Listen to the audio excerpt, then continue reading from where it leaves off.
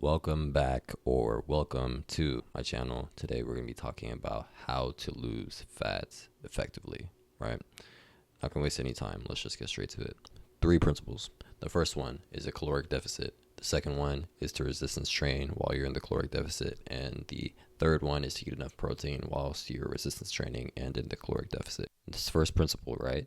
All this means is you just eat less than you burn.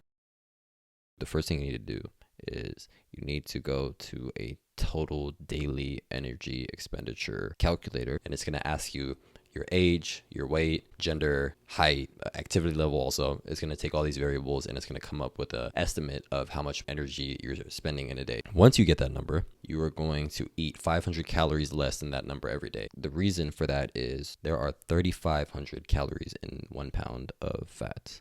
So if we are in a 500 calorie deficit for 7 days a week, that 500 calories times 7 days will get us 3,500 calories of a deficit every week, which will be the equivalent of 1 pound of fat.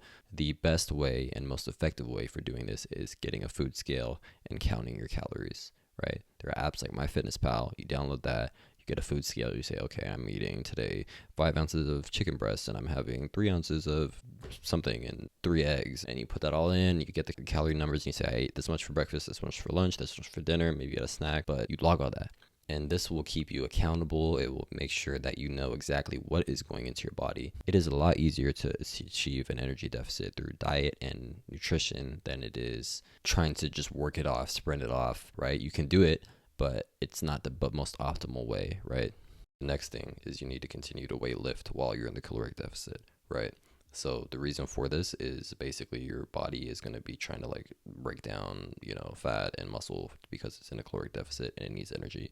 So by continuing to resistance train, you are telling your body that it still needs the muscle basically, and that will keep it from deteriorating. You still will lose some muscle during this process. Like it's not possible to completely lose only fat and 0 percent muscle. You might lose a few pounds of muscle, but by doing this you ensure like your best bet of keeping most of your muscle without losing any unnecessary muscle basically. So you need to be eating 1 gram of protein for every pound of your body weight. So let's say you're 160 pounds, right? You need to be eating 160 grams of protein a day. And this kind of circles back into the whole tracking your food thing on MyFitnessPal.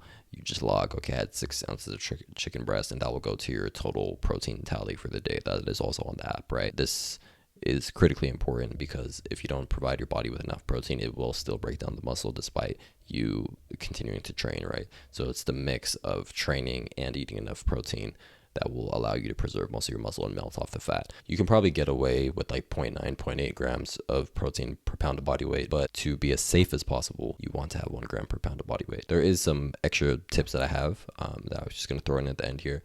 So basically, you want to eat a clean diet, right? But the one thing I will say is that you want to throw in at least 1 cheat meal a week. Binge eating is not something that I've ever experienced until I started eating really, really clean. And then I was like reintroduced to junk food, right? Majority of my life I was eating like the regular American diet. So I never really experienced this. But once you get used to eating clean and then you get reintroduced to junk food, the junk food is like so hyper stimulating. If you're used to it, you kind of don't notice. But like once you switch to like one extreme of eating super clean, then the opposite end of that like makes you want to just go crazy and eat that like all the time. So 1 cheat meal a week to mitigate this is a good thing. That's going to do it for this one, guys. Remember the 3 principles, calorie deficit, continuing to weight train, and eating enough protein. If you follow these 3 principles, you will see results, period.